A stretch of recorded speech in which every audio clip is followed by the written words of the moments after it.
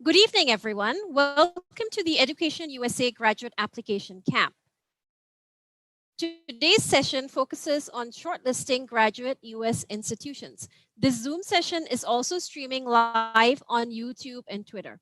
Some housekeeping rules. We're always curious about our participants, so please introduce yourself by typing into the chat or Q&A box your first name, are you a student, parent, or counselor, and where you are from.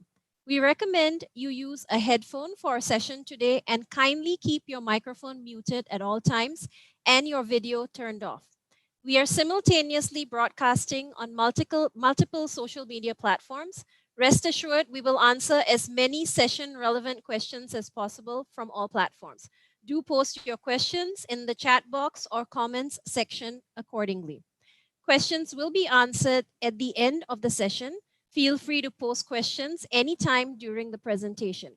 If you're watching a recording of this webinar and have questions, do reach out to us via social media. Handouts with helpful links and information are available for download. Please check the chat or Q&A boxes at the end of our session. You can also access these handouts via the URL listed on the last bullet of this slide.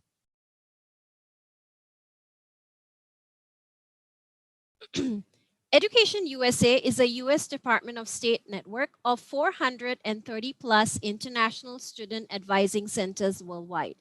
Education USA India centers are listed on your screen. Our 7 centers are conveniently located in Ahmedabad, Bengaluru, Chennai, Hyderabad, Kolkata, Mumbai, and New Delhi. If you're joining us from outside India, we welcome you as well. You can locate your nearest Education USA center by looking up the educationusa.state.gov website. The Education USA network promotes US higher education to students around the world by offering accurate, comprehensive, and current information about opportunities to study at accredited post-secondary institutions in the United States. All of Education USA India's events, programming, and activities are carried out virtually as of right now. We invite you to connect with us via the following ways. In India, our toll-free number is 1-800-103-1231. Again, that is 1-800-103-1231. Sign up to receive updates on Education USA webinars, events, and happenings. We have a calendar of events for your convenience. The URLs are listed on the left side of your screen. Education USA India offers daily presentations on your 5 steps to US study. In addition, there are information sessions on the admission and application process with US higher institution representatives. You can Facebook chat with an Education USA advisor, and we want you to follow us on social media. Our handle on Facebook, Twitter, and Instagram is Education USA India, one word. Find us on YouTube at Education USA Space India. That's 2 words with a space in between. Do download the Education USA India mobile app from the Google App or Apple App stores. For those of you looking for more personalized guidance, each Education USA India Center offers individual advising memberships. We encourage you to connect with us. Feel free to take a screenshot of the slide on your screen to keep as reference or send to a friend who would benefit from Education USA's offerings. Today's webinar is the 3rd session in our graduate application camp. If you've attended the previous sessions, we're happy you've joined us again. If you missed the previous sessions, recordings can be found on our Facebook and YouTube pages. If you're joining us for the first time today, welcome, and please sign up for the rest of our sessions. Link is at the top of your screen. Side notes, we are concurrently running an undergraduate application camp. Details can be found on our Facebook page. The annual Education USA India US University Fair will be held virtually in October. Look for the announcement shortly on our Facebook page.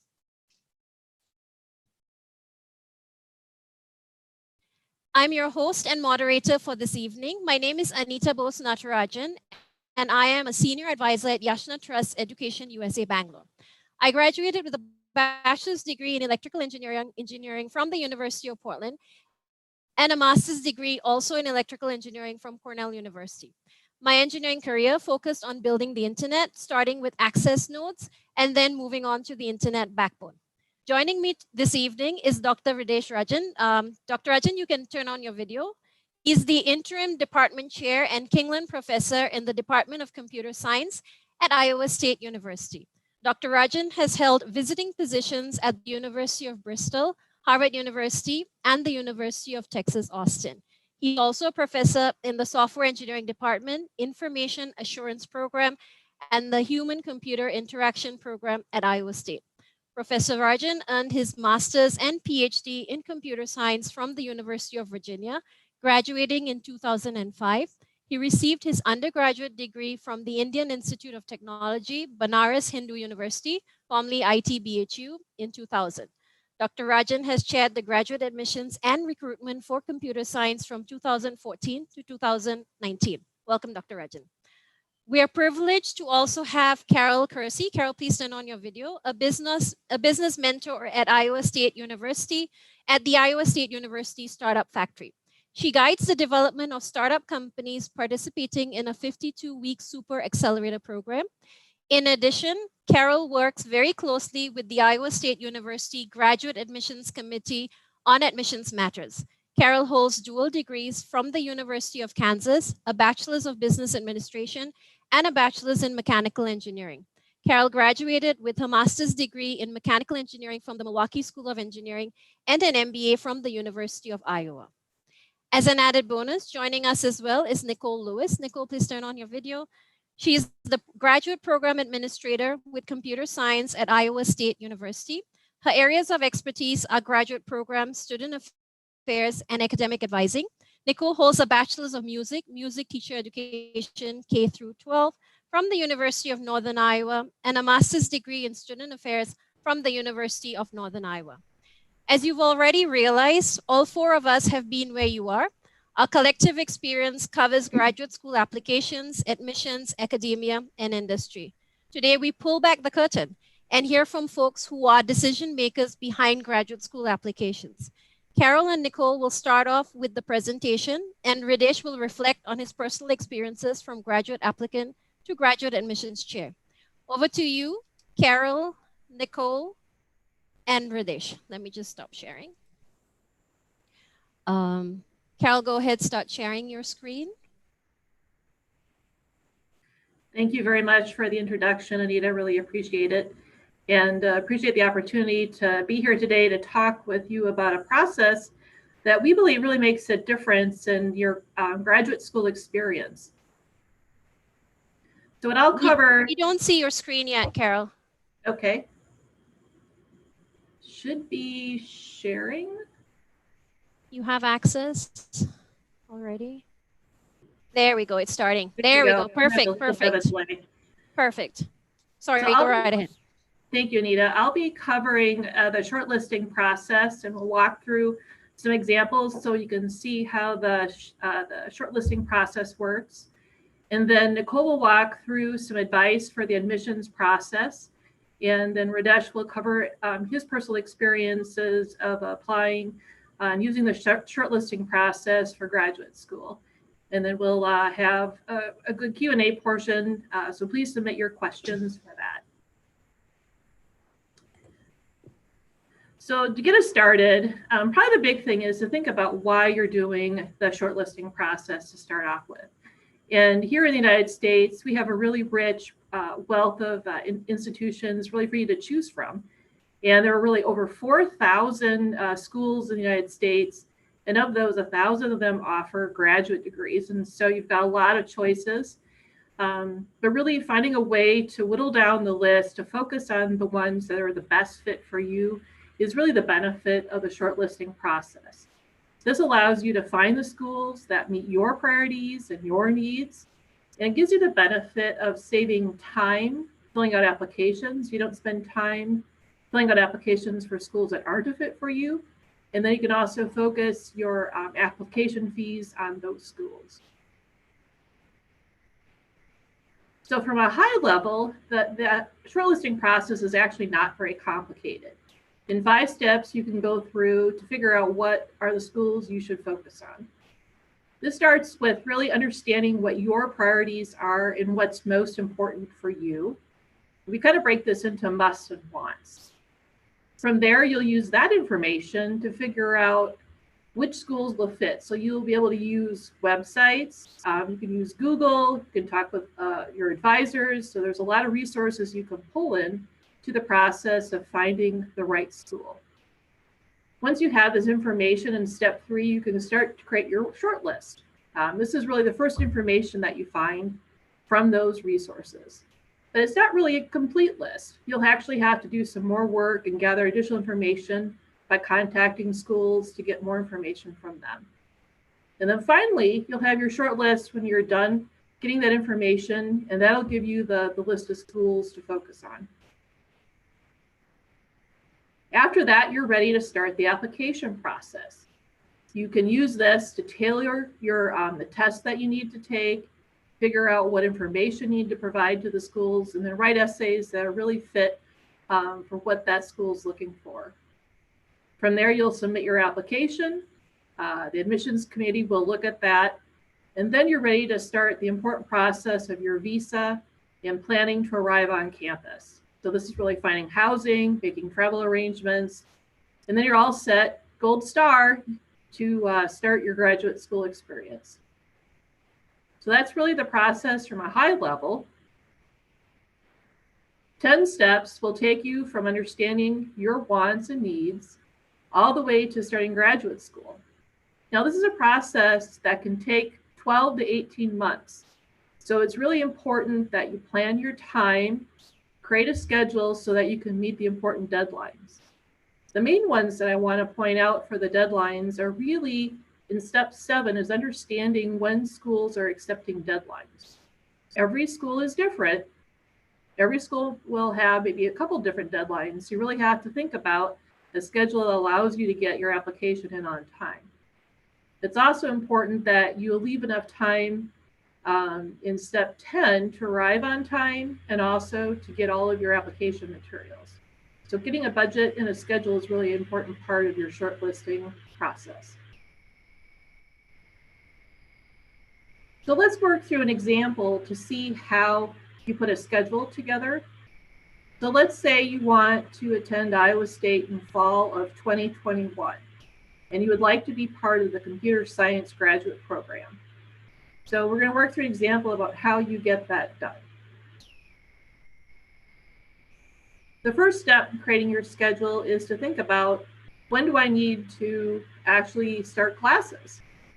This is information that can be typically found on the college academic calendar. So you can actually go to the website for the school and look this up. And you can see in this example, next fall, August 23rd is when classes start. But this isn't actually the first day you'll have to be on campus. When you go on there, you'll actually find out that international students typically have to arrive a couple weeks early to actually finish the immigration process. So you need to have a schedule that allows you to arrive on time to do that. In this example, it's the 9th of August. So now we've got the couple of most important dates on our schedule. The next ones to look at are when you actually have to have your application in. And a lot of schools will actually offer you a couple different options for when to have your application in. So if you go to the computer science graduate program, we actually have 2 deadlines. The first one is on December 15th, and we have another deadline on March 1st. Schools will have maybe more options for you, but in our case, we have 2.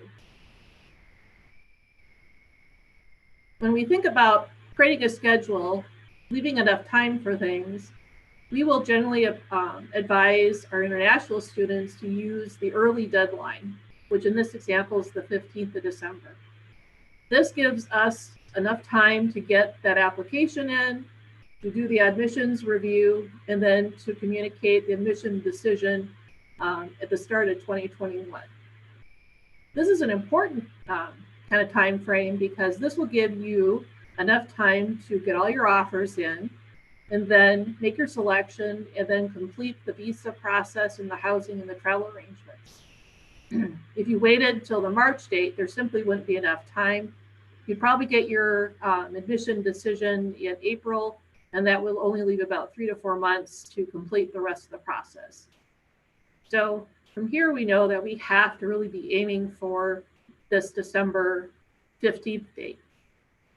Now, the reality of the situation, December 15th is really only about 3 months away from today. And if you think about the things that you have to get ready, one of the long lead time items is sometimes taking a test, whether that's the GRE or the GMAT. And that can take 1 to 3 months to prepare. So it becomes pretty clear right away that you need to start working now pretty seriously on your shortlisting process to be ready for deadlines that are in December. So that's a little bit about the schedule. The next step is let's look at the shortlisting process in a lot more detail. So here are the same 5 steps we looked at earlier. Now we'll go through them one at a time. So in step 1, this is the step where you really figure out what your priorities are. And we recommend breaking your priorities into 2 lists, the must list and the want list. And the must list is pretty much self-explanatory. It's the things that must be there. And if they're not, you really aren't going to consider that school. The want list, they're probably a little less important. You could probably get by without it, but you would really like them to be there in order to make your best selection and best fit. So we have to really think about musts and wants. To create that list, you really need to think about who you are as a person, how you study, why you want to go to graduate school, what part of your experience is most important to you. This will allow you to really think about those musts and wants. And the advice here, what's really key is it's better to match the school to you, what are your needs, rather than to work the other way around. We have students every year that are currently in graduate school and they're at a school they don't really think is a good fit. And we get applications every year where they want to transfer because they probably didn't spend enough time on the musts and wants. So here's really an opportunity for you to get this right and really get off on the experience that works best for you from the very start. So there isn't really a set list of questions that you can use to figure this out, but you can use some of these as a guide. Some options for this are to think about what's your learning style. Do you work best in small groups, big groups? From there, you can work with the school to figure out how they teach, and one of those directions might work better for you. Also think about why you want to study in the United States. And it's a big country, and there are a lot of options and a lot of diversity. But understanding this will help you figure out if you want a certain kind of research. Do you want to be in a certain part of the country? Do you enjoy a certain kind of weather? So really thinking about that will help you figure out your musts and wants. You can also think about what's best for you. Do you want to be in a city where it's a different style of living and a different culture than being more suburban? So you can use this list plus others to figure out what your musts and wants are. There's also lists that you can find on the internet that you can pick from any number of things to help develop your musts and list. Here's some that I just pulled off from what I found. And it's a long list of things, but the key here is to narrow it down to the most important musts and wants. And you'll do that for a couple of reasons. One of them is from a priority basis, some things are just more important. The other is it takes a lot of time to dig up all the information. You don't want to spend your time on things that truly aren't that important to you. So back to our example of applying to the computer science program. I created a list of some examples of musts and wants, and you'll see that the list here is about 10 items long. End up with about 5 musts and about 5 wants. You can add more to it, but keeping it around a shorter list will help you figure the process out a little faster. So in this example, we have computer science as the must for the degree. And from that, we really want to do software testing. So we're going to look for research that's actively going on in that area. Thinking about where you want to live is also helpful. In this case, it's in the Midwest or the Plains states. Another must is having a residential PhD program as compared to having something that's online is something that's important in this example. And then the last must is being able to choose your major professor as compared to having some assigned to you. And then rounding out the list are some wants. The size of the town, really want to make sure there's career placement for when you're done with your graduate program, having access to startup innovation resources, more internships, and then the quality of life. So this is kind of the example that we'll work with. The next step in the process is to use your must and wants to search through the websites and blogs. Again, you've got a lot of choices. There's 1,000 different schools out there, and there isn't any ranking system. So you really need to use the tools available with websites and blogs, search engines, professors to really kind of comb around and find the schools that fit your must and wants. Now, the good news is there are a lot of good tools on the web to be able to really search through the schools. I've got some examples shown here. They're all pretty much the same from the basic function of putting in your must and wants, and then they will use that criteria to bring back a list of schools that fit your criteria. On this page, I've got the links for each of those sites. Now, these aren't the only ones that provide kind of website searching. There are other ones that are out there. Kind of the caution is to look for ones that are actually paid advertisements. And you'll find out mainly by getting a short list of schools back when you search versus a very long list. And they actually want to charge you a fee. So really try to find ones that aren't charging you a fee, or they come back with a very nice long list for your criteria. What I found when I've done this before is I had to combine results for a couple different sites to get really the list of schools that was really complete for what I was looking for. So the next step here is I got another example to show you how this works. I picked the Peterson's website and I typed in computer science. You'll see that's one of my musts. And when I searched with that, I came back with 1,000 schools. This definitely is not a short list. The good thing is you can use the search criteria on the left to redo the search, put in your must and wants. And from there, I was able to get my list down to 13 schools. And you can play around with different wants, kind of put the wants in or take them out, and that'll give you a list of schools they can start to bring into your short list. Another tool that I want to point out is Google Scholar. If you are really interested in a certain area of research, this is really a good way to really make sure the school that you're looking at actually has active research in that area. So in the example we've been working with computer science, with software testing, let's say that I'm interested in software testing and maybe the interactions of the components in that system. And so I can put that into the Google Scholar search, press the search button, and I can get some results back that will have research papers that have been published related to that topic.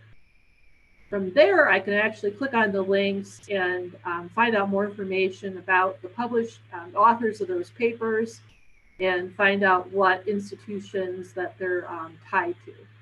So at the top of the screen there, you can see there is a Dr. Kuhn. I click on that link and I find out this person's actually not at a school. He's actually at a research institute, which doesn't give me really an option for school. But luckily, if I click on one of the other ones, I can see that there's Myra. She's active in this area, and in fact, she works at Iowa State as a professor. So not only do I have the research area I'm interested in, but now I have a school and a potential major professor that are active in the area that I'm interested in. So I can put that on my list. So in addition to the websites and using Google Scholar, you can look at blogs, you can look at research journals, you can find a professional association such as IEEE that's active in your research area and look through there. We also recommend that graduate students talk with their professors, their advisors, and get some recommendations on schools that might be a good fit for them. This is also a really good way to get a school recommendation because the professor and your advisor probably know you pretty well and help make a recommendation for a school. You can also talk with your alumni, talk with them about the schools that they've gone to, or look on LinkedIn. Now that you have all that information that you pulled from your look at all those sources, you can start to create your initial list. And this is really where you start organizing the information in a way that makes it handy to filter and prioritize what you're looking at. So there's no special way you can put this together. It's really just a simple Excel or a Google sheet, put in the names of the colleges, your must and wants, and you can start to really build the short list to this process. So for the example that we've been working with, the application for computer science, you can see just a really simple Excel spreadsheet here. We've got the first 6 schools from the list that we did on our web search are listed. And we were able to actually start filling in some of the must information here just based on the search criteria that we put in. So it must have computer science, must be in the Midwest, must have PhD. So we've really started to get information in there. The other thing I want to point out is I actually went through and I started to prioritize 1, 2, 3, 4, and 5. You'll see across the top for my wants. Doing this will help you later on organize and filter your list to know which ones fit most of the criteria. But you'll see that there's a lot of information gaps in this. So this is the part in the process where you really need to start contacting the schools, look at their websites, send them an email, and get the additional information that you really need to be able to really complete your short list. My recommendation here is to start gathering the must information first. If they don't have the must, there's no reason to carry on and get more information for the wants. Once if you have the must covered, then you can start to spend more time on the wants. Now, gathering this additional information, as I mentioned, you can go on the websites. I recommend going to the school website. You can actually look at the department website. And then actually the professors, a lot of them will also have websites where you can get additional information. The schools are also set up to be able to email and talk with you and hold meetings to learn more about what you're interested in, what they can offer to provide you. And 2 places to check for that are graduate admissions and also the department that you're interested in. So for our example we've been working on, these are some links that I would go to get more information. Iowa State has a website that has general information about the whole school. The computer science department has a very detailed website about the computer science department, the classes, the resources, and the professors that is able to look at. And you can also email the school admissions staff and the computer science department to get more information. And happy that the staff is really set up to help you get the best information that you need. So an example, what I found when I went through this process is, yes, definitely Iowa State, computer science, software testing. I also found there's other testing or other research that's available. So if I want to switch to something else, I actually have the capability to do that. There's a residential PhD program, and one of the big things is the ability to choose a professor. And the school actually offers events to be able to get to know the professor, get to know the research in the labs, and that helps make the decision a lot easier. So that really covers all of my musts. I can also find on there through the emails and through the websites the information that I want about my wants. And so the wants that I had listed are the innovation resources. I can see that they have pitch competitions. There's a lot of students that are doing internships, which is shown there in the big picture. For the career placement, I find statistics that nearly 100% of the students have jobs or positions in advanced study upon completion. There's a very active student life. We've got 115 countries represented in our student body. And then the last want that I have is being in a small to mid-sized town, which is actually ranked as the #2 college town in the United States. So it looks like I can hit a lot of the wants. And this is a process you have to go through for each of the schools. For this example, I've got Iowa State listed on there. You can see that it hits on all of the must and wants. There's another school that also does that. And then there's a couple schools after that where it has all of the musts, but it's lacking in a couple of the want areas. And so I put those at the top in the middle of my list, but they aren't at the top. And then I could also see that there's a couple schools that were lacking in my must areas, so I can really put them at the bottom, and they really aren't going to be on my final short list. So this gives me a prioritized list to start working on from here. Now, one of the last things to do is you look at your list, and it's really good you've got a lot of process here that's data-driven. It's important that you look at this and see how you feel. Are you excited about it? Graduate school takes a lot of effort, so it really has to be something that you feel energized by.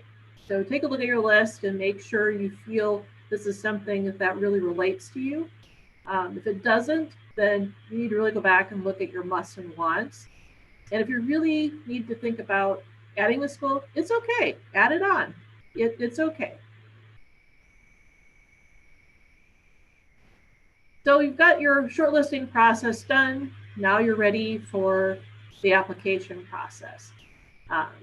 Using your prioritized list, you can really start at the top and then work your way down the list based on the priorities. And this will help you manage your budget and your schedule. You'll get the most important ones done before you run out of time. And you'll also make sure that you prioritize where to spend your money on applications. So now you're all set to get your application materials put together and to complete the rest of the process. So at a high level, that's the shortlisting and the application process. From here, Nicole is going to give you some advice on step 6, which is really the admissions recommendations.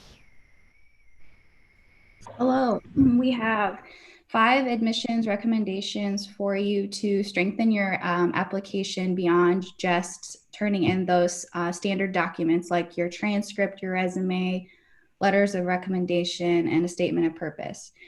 So our first recommendation is personability. The relationship between a graduate student and their professors is quite different than what you might have experienced as an undergraduate. Grad students work very closely with faculty members, and often you'll work with a team of 3 to 5 faculty who will help you on your research, thesis, or dissertation committees over the course of 2 to 5 years.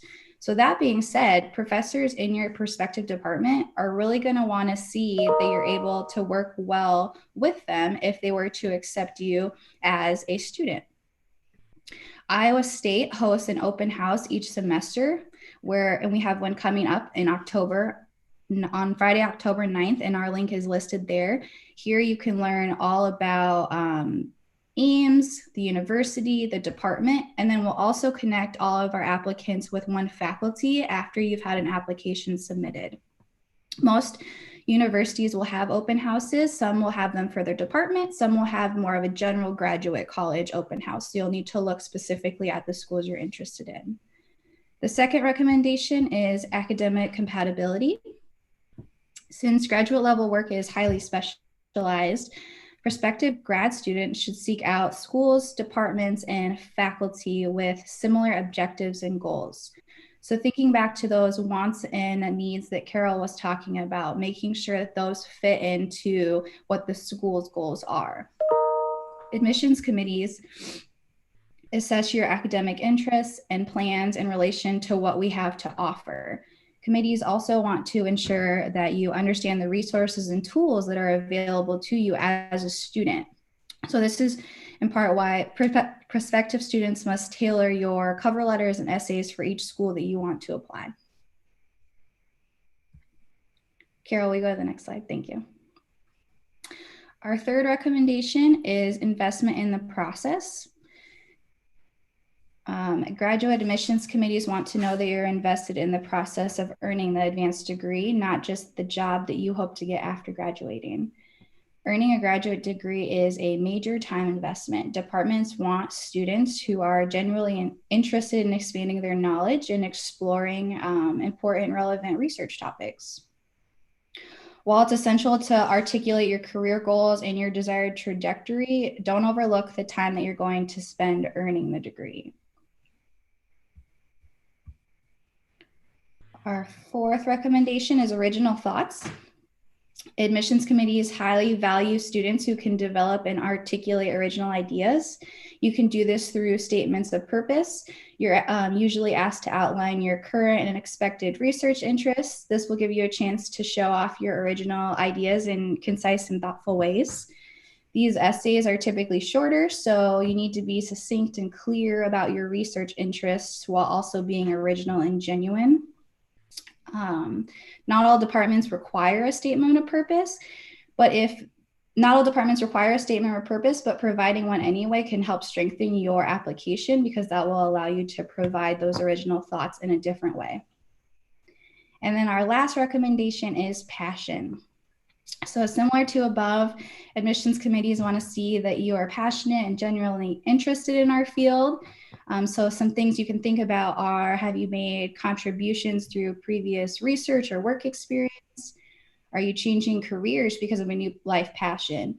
Do you have a clear idea of what you will do with a degree after graduation? These are all things that we want to know up front. You can put in your statement of purpose and will show us how invested you are in earning your PhD or master's. Those are my 5 admissions recommendations for you beyond turning in the standard documents.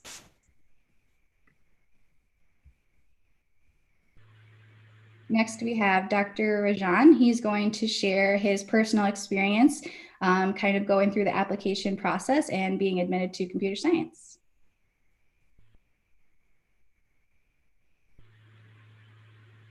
We can't hear you.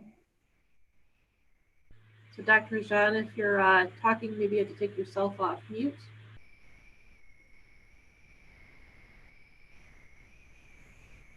Trying to unmute. Yep, okay, now this works. I was not able to unmute myself. Hello, everybody. Good evening, and thank you for being here with us today with Carol and Nicole. Nicole and Carol had a chance to explain the process to you. Thank you for taking the time. I am going to walk you through my personal experience. I have had the pleasure of being on both sides of this, as a graduate applicant, as well as an individual who evaluated applications and then eventually led the decision process on this entire thing. So a little bit of background: I got my bachelor's degree in computer science and engineering in 2000.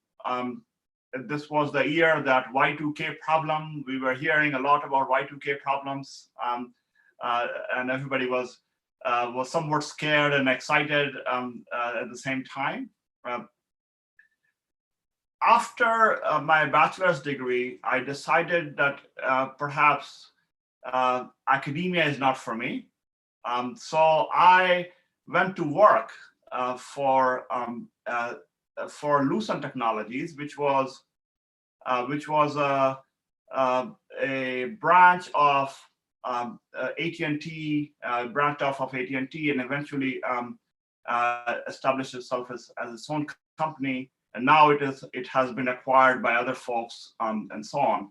So I went to work for them for a year, and I went to work for a part of the company that was somewhat research oriented. Now that process of working for this company and being in a somewhat research oriented environment where we were solving problems that don't have standard solution, really got me excited about pursuing research as an opportunity, as a lifelong career. So in fact, it's not in academia that I got excited about research. It's actually industry that I got excited about doing research. So I was fortunate to be able to write a couple of short research articles during my industry career. They were accepted, and so eventually, that gave me my first taste of what it might be like to do research in academic environment. So that sort of got me the taste, and this is around January 2000 or 2001. So December, January 2001. And here I am. I have just finished writing the research articles, and I'm thinking, oh, maybe I should go to grad school this August. So clearly, the time was not quite working out for me there. I had most of the application deadlines had passed. I had not taken a GRE and a TOEFL at that point. So clearly things were not, timely, so to speak. This is not the advice that Carol and Nicole will give you. They will say start early. But here I was interested in going to grad school and running out of time. What I have learned is that if you have interest, if you're really interested, if you can show your skills,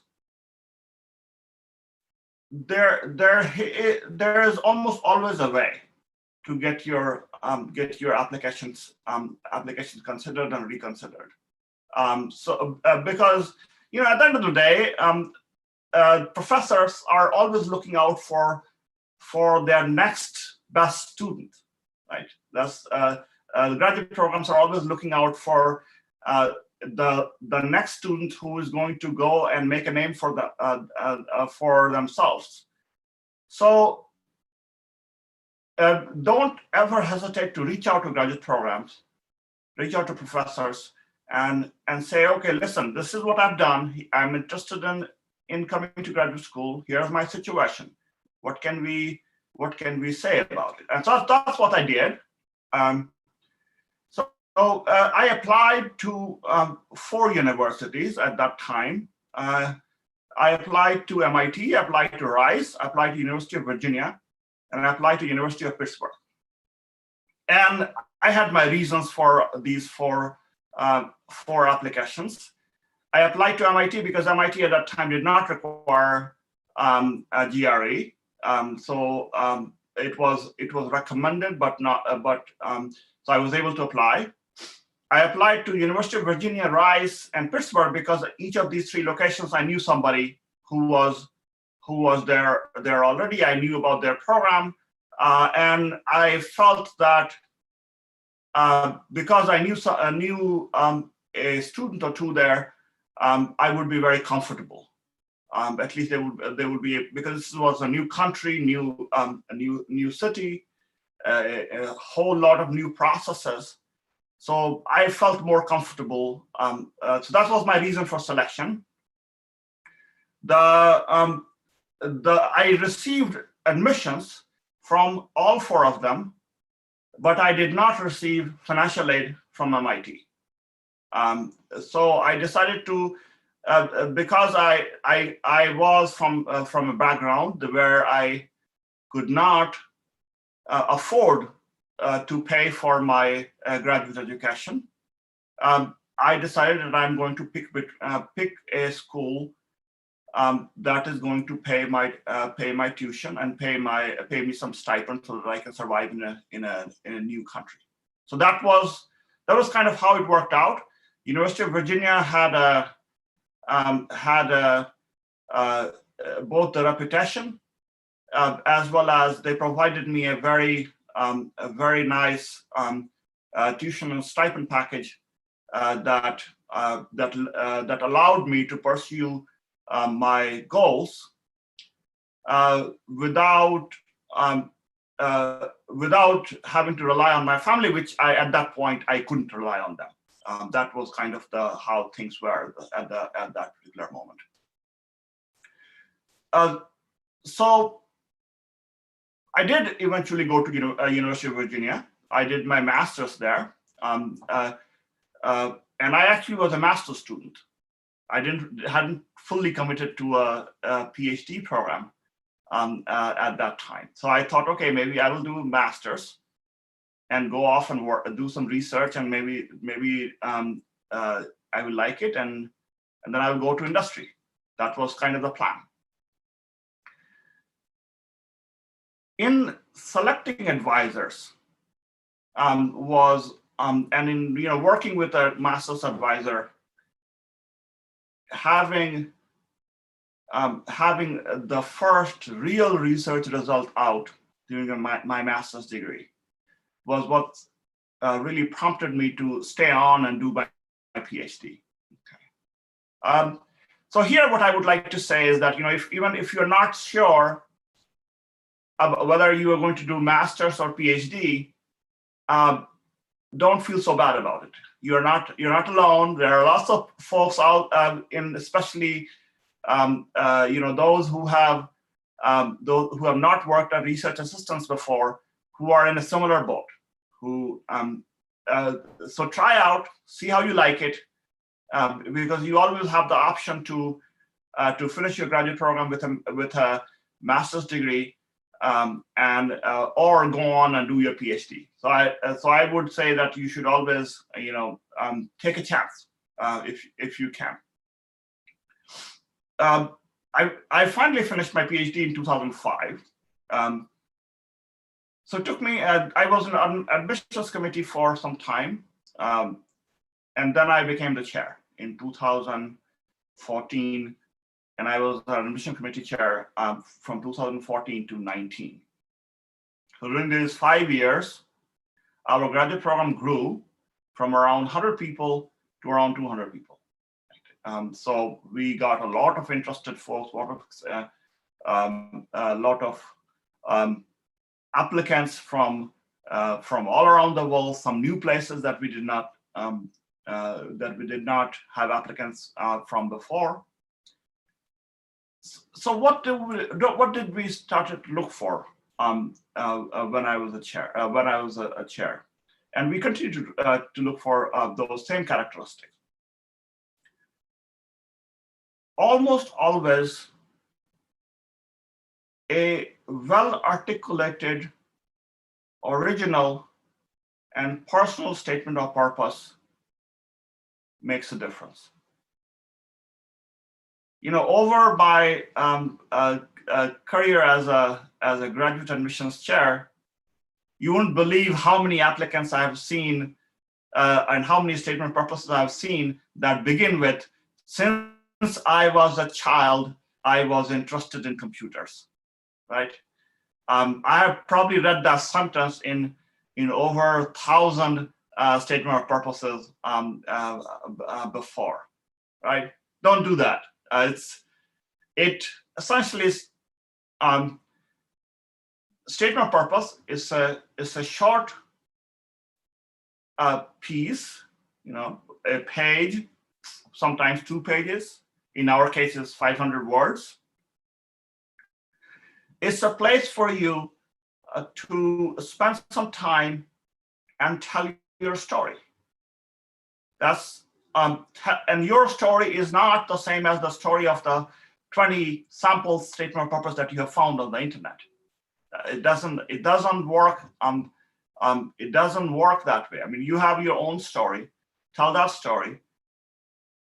Tell the story of why you are interested in a graduate program. Why you want to do your graduate participate and spend time in research, teaching, or if you're going to a program where you are going to do a coursework only, a master's degree, say that, what are your career goals? What kind of career goals are going to be fostered by the conversation?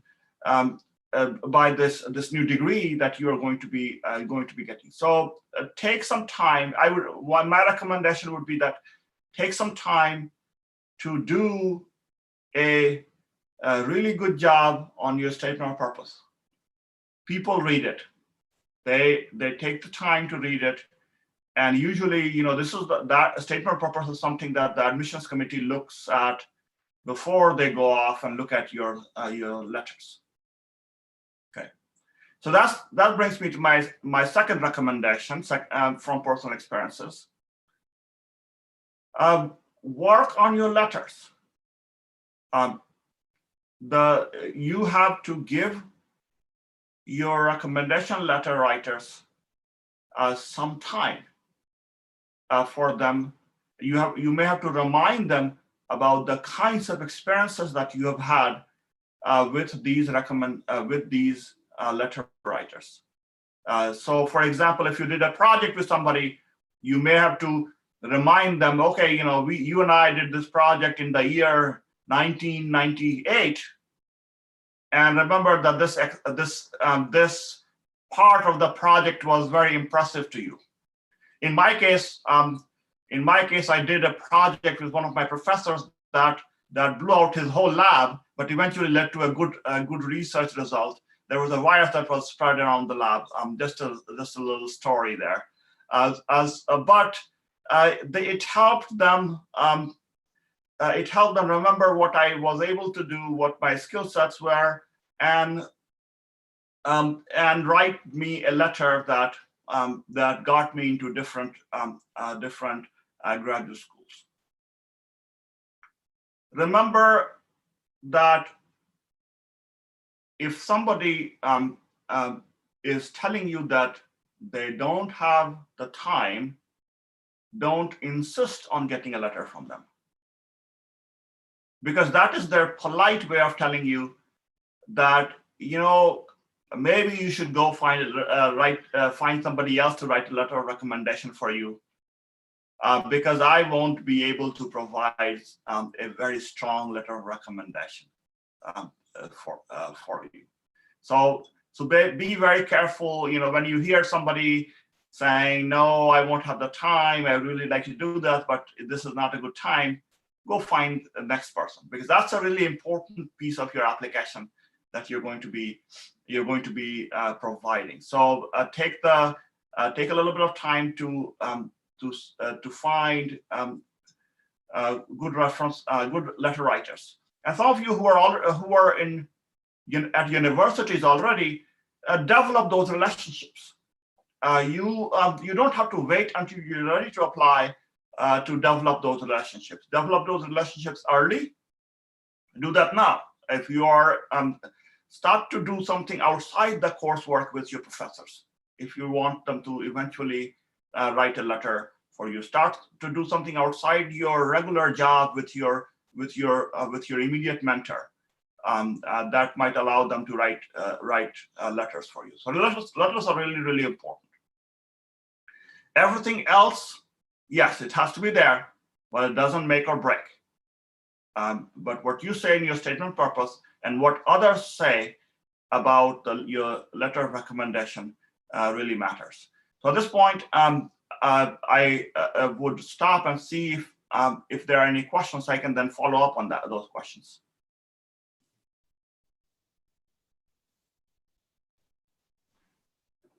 We do have a few questions. Would you like to go into the Q&A right now?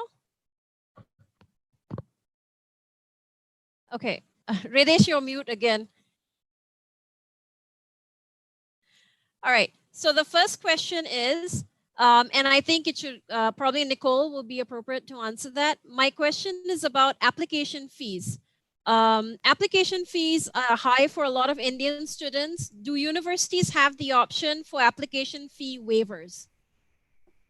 Yes, some universities and departments will have a waiver. I suggest contacting them specifically.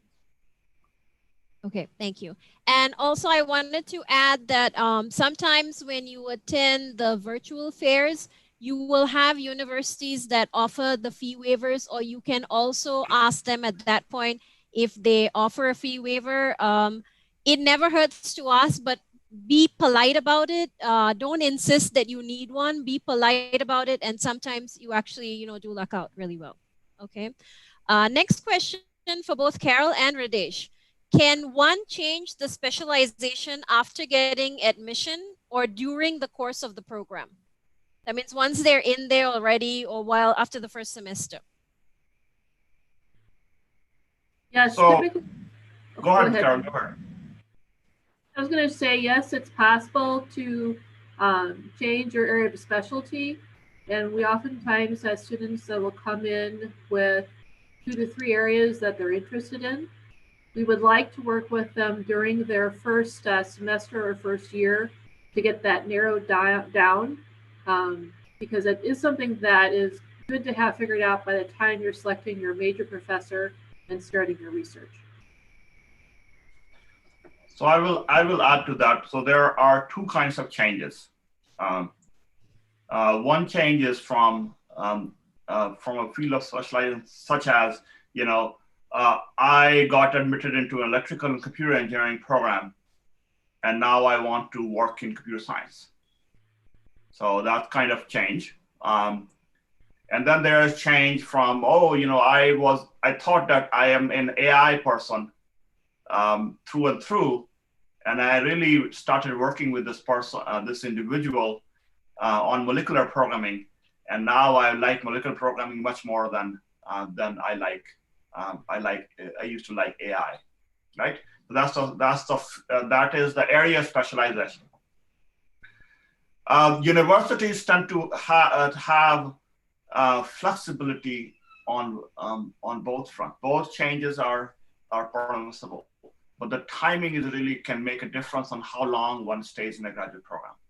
So, for instance, if somebody has taken all the required courses for electrical and computer engineering, and now they are trying to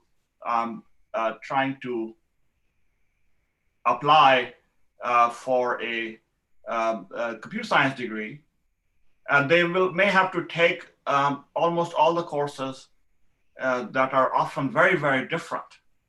Almost all the required courses again, and that has a somewhat of a negative impact on the time to degree completion. That's something to keep an eye on. So if one is interested in that kind of transformation from electrical and computer engineering or mechanical engineering to electrical computer engineering and so on, then it might be best to do that early on. Don't wait on that transitions too much. Normally what I recommend, and we have had students who have done that, who have transferred into our major. Normally they do that in the first or the second semester of their career. So my follow-up question would be, Dr. Rajan, is what happens if a student thinks that he or she can't make the cutoff for CS? Because we all know CS is probably like the hottest ticket in terms of applications, and they say, okay, I'm going to get into electrical first, and then I'm going to work my way into CS. So from faculty point of view, how do you view that? Because you can kind of see that transparently when the student comes in and day two wants to switch. I don't think there's anything wrong with that. I mean, okay. I mean, this is initiative. I think of it as initiative, right? I think of it as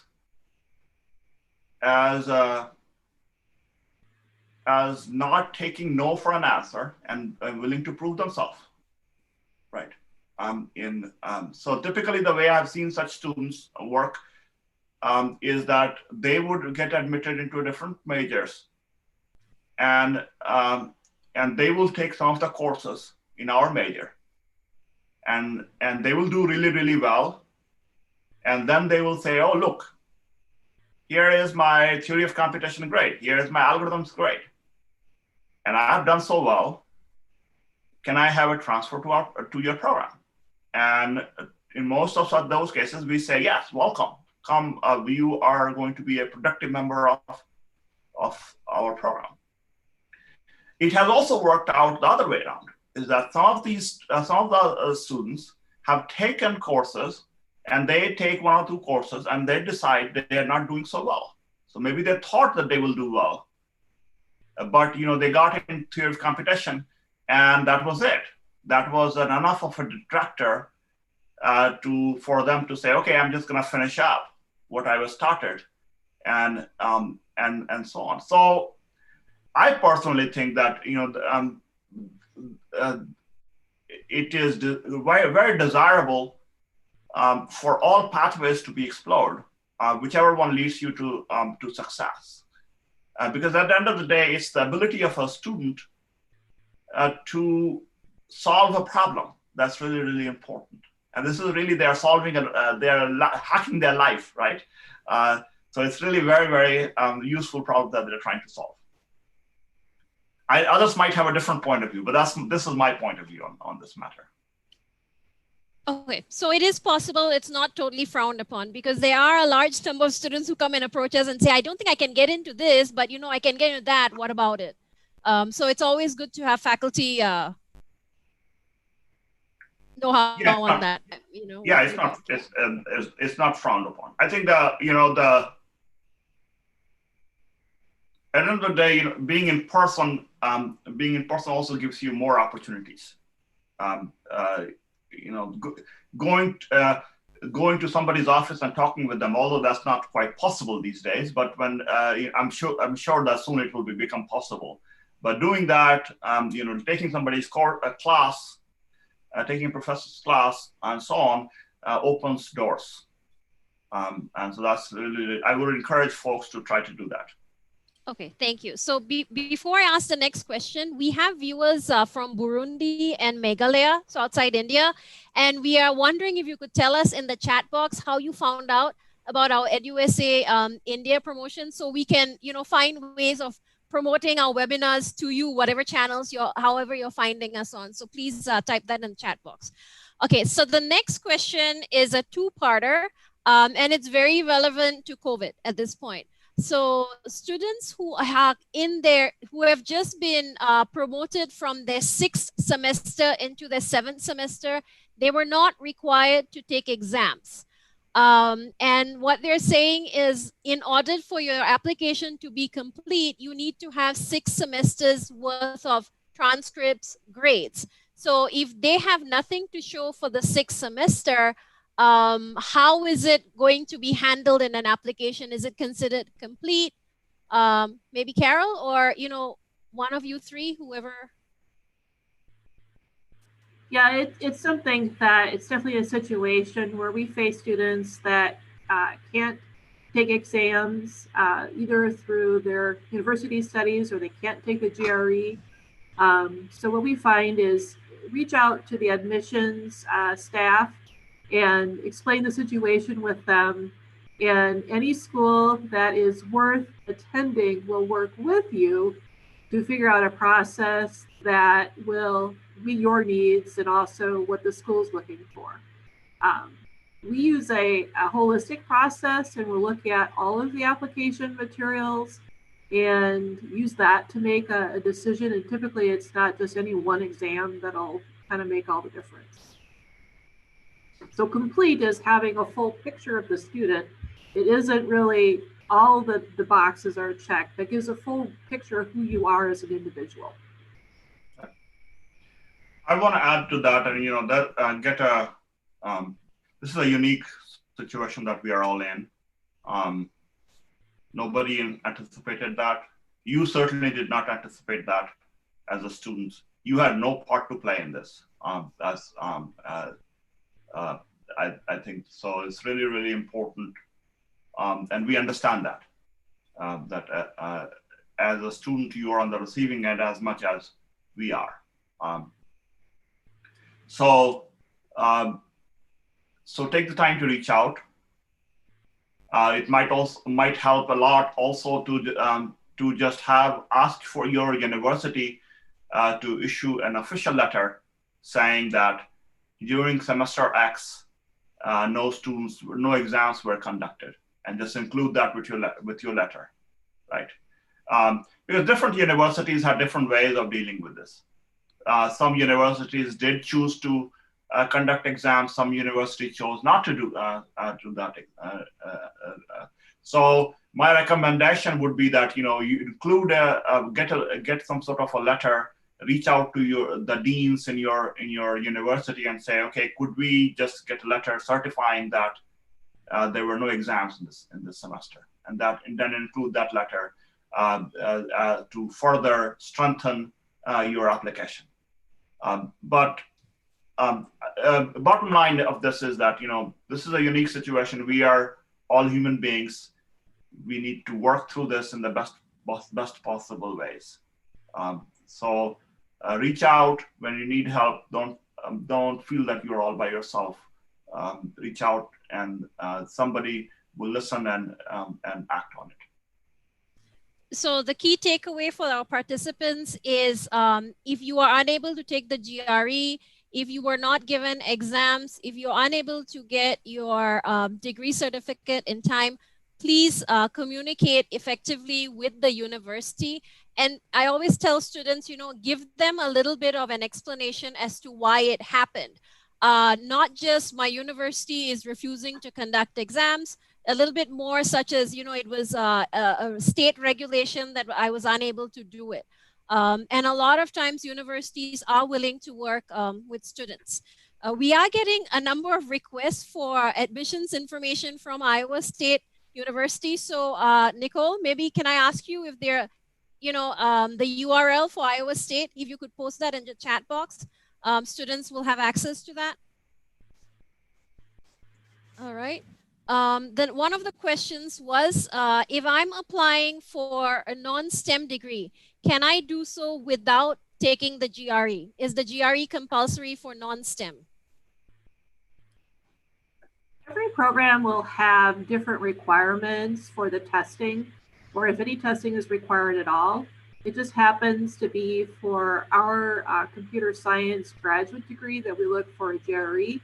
Other programs may look for a GMAT or some other form of a test. So it's really dependent on the program. And it usually specifies on the admissions page for the students as to what they're looking for. I know for some students who've applied for architecture, although it comes under STEM, in lieu of the GRE, they had a really good portfolio and that was good enough. Exactly. So participants keep that in mind. Okay, so the next question, when we are tailoring the SOP, what should be mentioned? Will mentioning the professor and the lab help my application, or will mentioning the field be more helpful? So Carol and Ridesh. It's the usually mentioning the professor and lab is helpful, but I will add a caveat to that. If you are, for example, saying that, oh, I have talked to this and this, and I would be interested in working with them, please make sure that you actually have talked to the such and such person, because that such and such person will be asked for their feedback on their statement of purpose. And they will go back and say, oh, I don't remember this name, but this such and such statement of purpose says that I've talked with them and have expressed an interest. So do that. My webpage on, and I think I don't have a permission to post here, but I have actually put together a small guide for students to email the professor. It's not very long, just a page.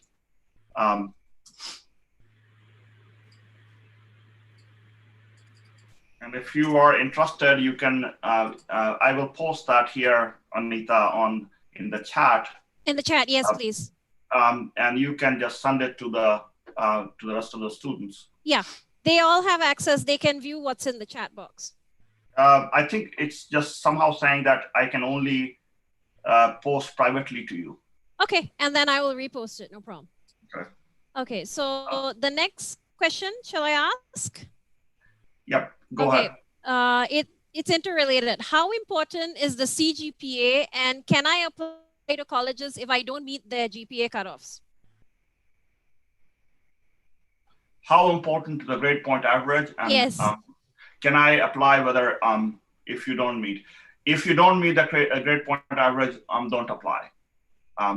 Generally, that's what I recommend, because usually there is some sort of automated process um, that will try to highlight applications in some way or the other.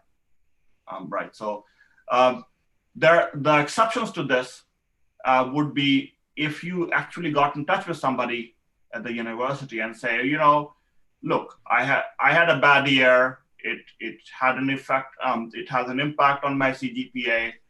Here are other ways in which my candidacy makes up for that. Right. And they say, oh, this looks like a smart student. Yes, maybe they had a couple of C's and a D in one semester, and that took a toll on their whole thing. But so they might then go off and say, look, do you have an application for this particular student?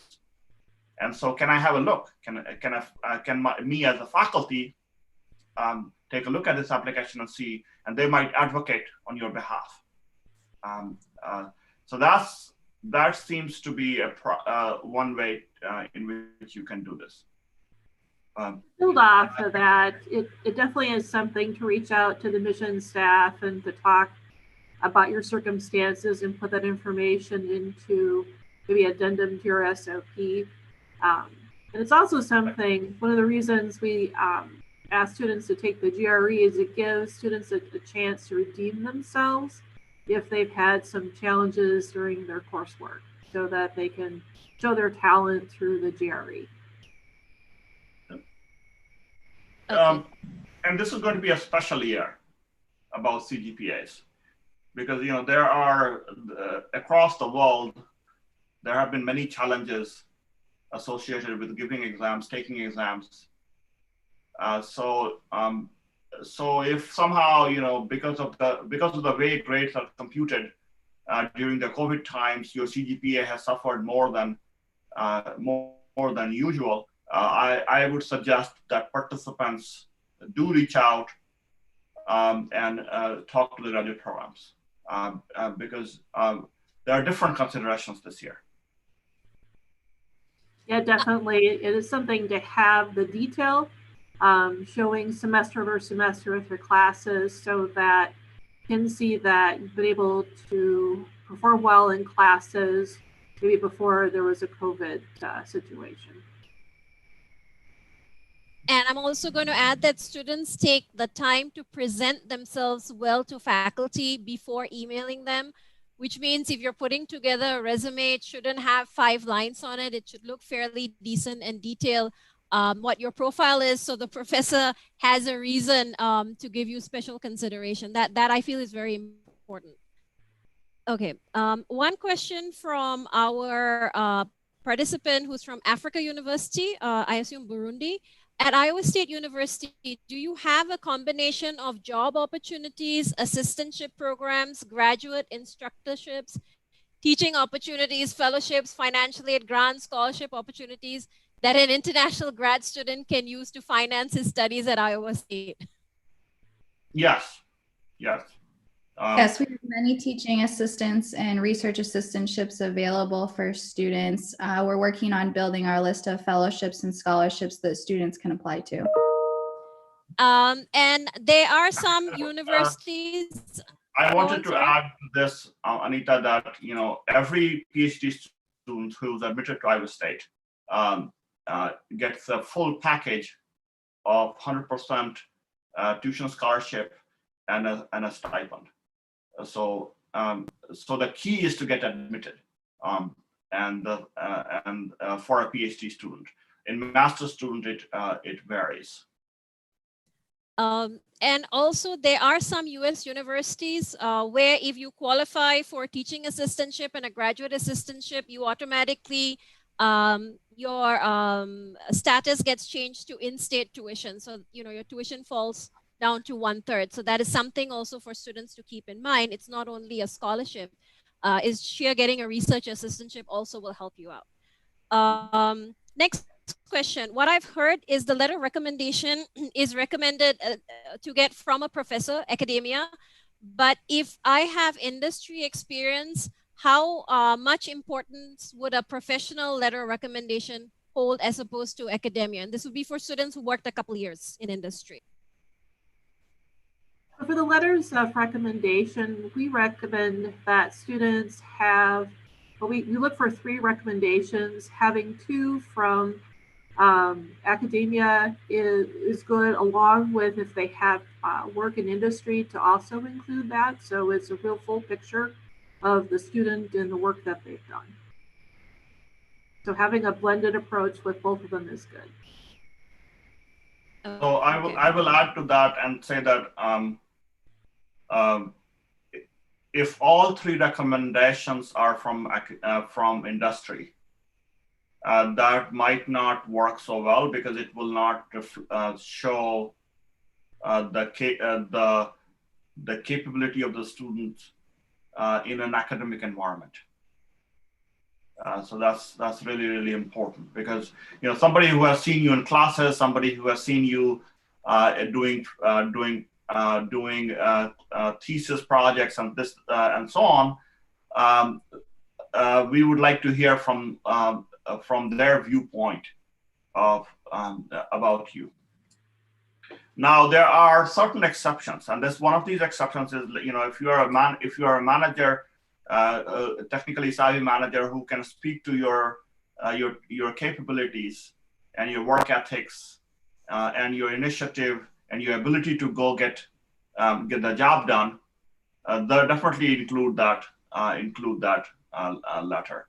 I think that's a very important. Sometimes we see letters from industry that are very generic.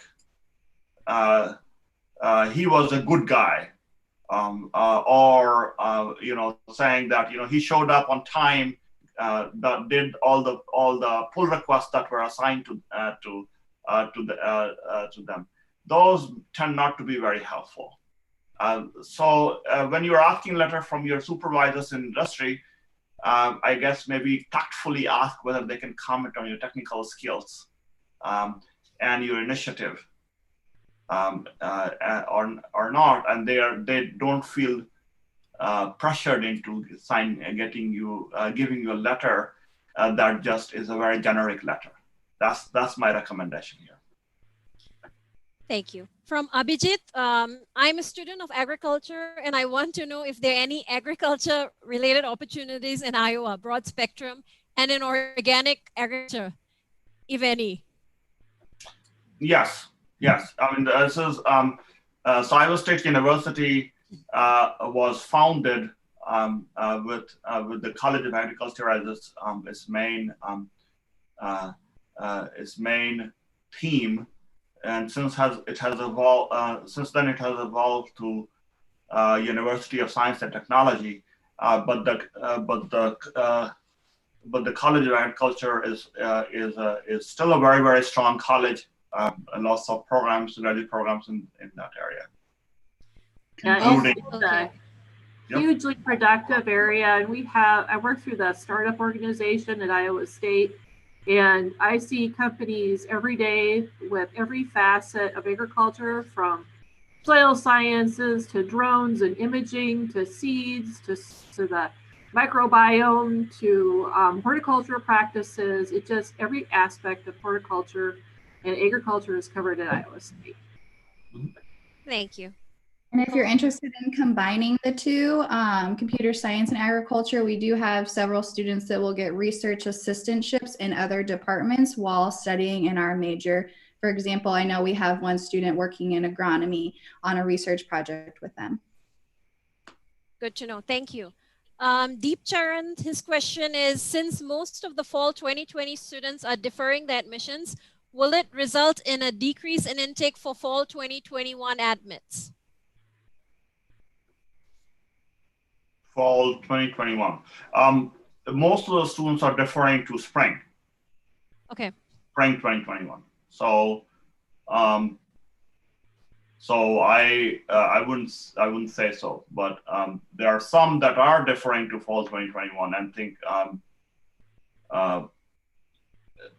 they're also so there might be some impact, but not too. I don't see too much because a lot of deferrals are to the spring semester. Okay. Thank you. Kavita is asking, how should I ascertain what to highlight more to different universities in a PhD statement of purpose? For example, say between research experience, GPA, and coursework. So question is, what should she be highlighting in a PhD statement of purpose? Research. There is no question about it. If you have taken any independent research project, or if you have a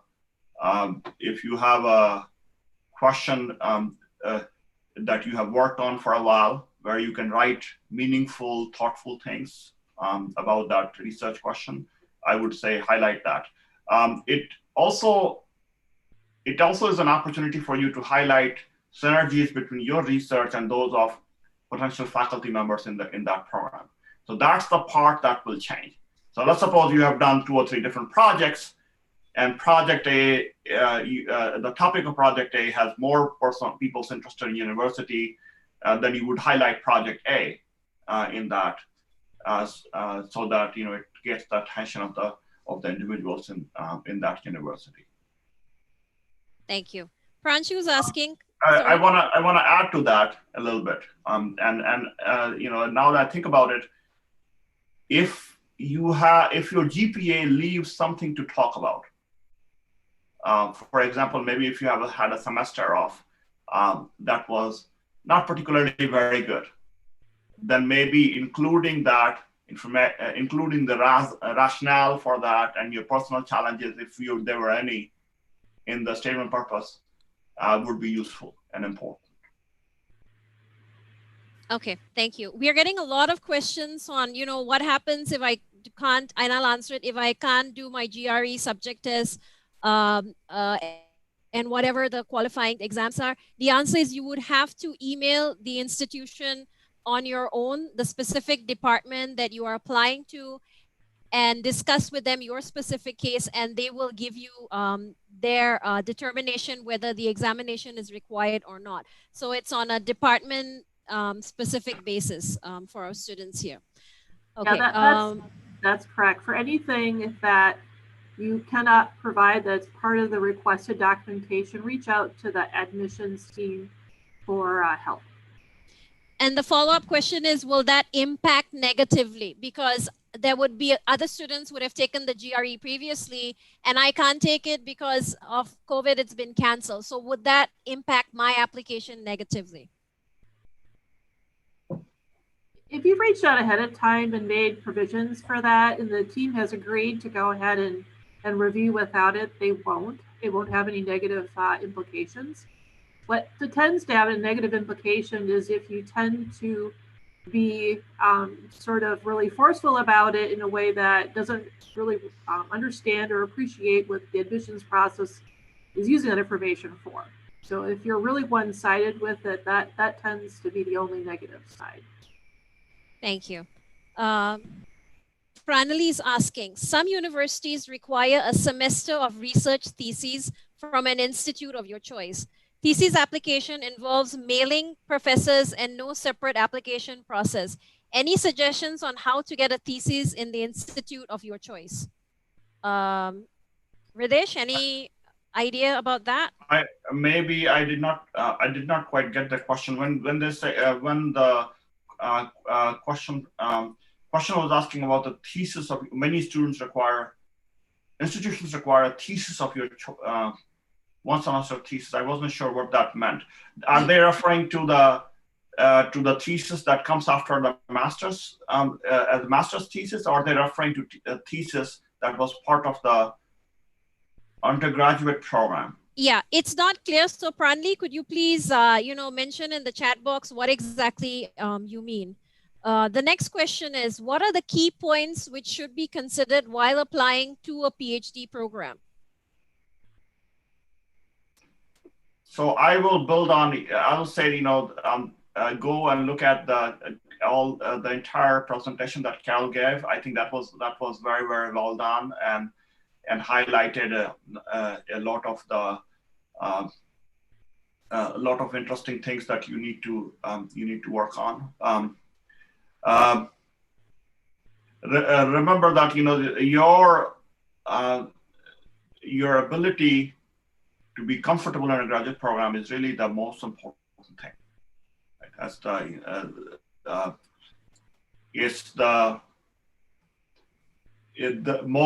one thing that's not very clear to many students is that the same job opportunities are available irrespective of geographic location of the university, right? So it's a small town, large town, what have you, same job opportunities are available. Same companies come to recruit at all of these locations. Yeah, that's key.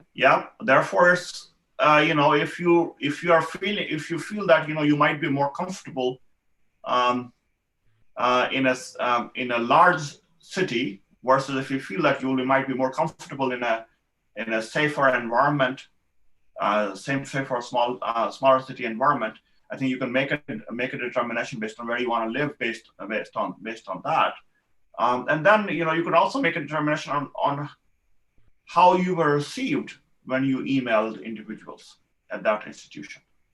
So if you wrote and you said you wanted to talk to some individuals about your research, about your interest, and you received a positive reply, encouraging reply, and that might tell you something that, okay, maybe there is a higher likelihood that I will be able to quickly find a major professor, an advisor to work with here, and be able to make progress on the things that I would like to work on. So that's really very, very important. You're going to be spending a lot of time in the graduate program doing research with your advisors. So finding that connection is really, really, really useful. Yeah, and it's worth its weight in gold. The connection with your advisor, the amount of learning that goes on in between. We have 4 more minutes, so probably a couple more questions. Ria is asking, I'm a final year undergrad. I have a research internship in my field that I want to go to grad school in, but not a research project or thesis. Is this going to negatively affect my application for a master's program? No. No. It will not. I would suggest highlighting how your research internship helped you grow as a researcher. And if you had a good experience with the research mentor, possibly including them as one of your letter writers. That's a good idea. Last 2 questions. We have 3 minutes left from Kavita, the first of the last of 2. When you email a professor first, should I attach a research proposal directly, or is it better to send a general inquiry first? This is something, faculty, we desperately want to know from you. There is, you can't believe how many emails faculty get saying, I want to work with you. You cannot believe, it's, so look at the chat box, look at the link in the chat box. And think about this following question, right? For a second. If I am asking someone to invest their time in me, should I invest a little time in them first? That's a very important question to think about, right? When a faculty decides to engage you in their research and offer you a research assistantship, usually they would have to spend an upwards of 2 to 3 months on obtaining grant funding to create that position, right? That's how much time usually it takes to create preliminary result and get grant funding to create research positions, research funding positions. So, and they're going to be investing that that time, that effort, and to create a research assistantship for you? Would it not be an honest investment of your own time to take a little time to really see what they are doing and write a thoughtful email to them? I have personally seen that a lot of mechanically sent emails, which just changes the first name and sends it. Those are mechanically rejected. That's Carol's nodding. Yeah. uh, I get those too. Please look at the website and take some effort to answer your own questions and show initiative and be personable. Not, blanket email. Yeah, that's a very good way to reach out. And if you spend a little bit of time, take a look. Investing, this using Carol's methodology, narrowing down the list of graduate schools, and then focusing and taking some time to understand who you want to reach out there. And that's my recommendation. So don't go for quantity, go for quality emails that really shows to the potential advisor, oh, this is an individual worth investing in. And you want to set yourself apart in your company. And dear sir, madam, does not set you apart, unfortunately. Okay, it's 7:30. So one last question. How much of one's personal story should be put into the SOP? What's appropriate to talk about and what isn't? They're talking on the personal story. Like from childhood, I've been interested. Radesh had mentioned that. Yeah, so from childhood, I've been interested in computers is a very general story, right? That's the whereas in my second undergraduate course, I explored this topic with a professor that made me really interested in looking at this topic deeply. Is a more personal story, right? Or I blew up the entire Linux lab during my undergraduate course. Is a very personal, unique story that you could tell to. And I would encourage you to do that. That's a good story to tell. So yes, so tell the personal story. Don't tell the personal story of the sample statement of purposes on the internet. That's what I would say.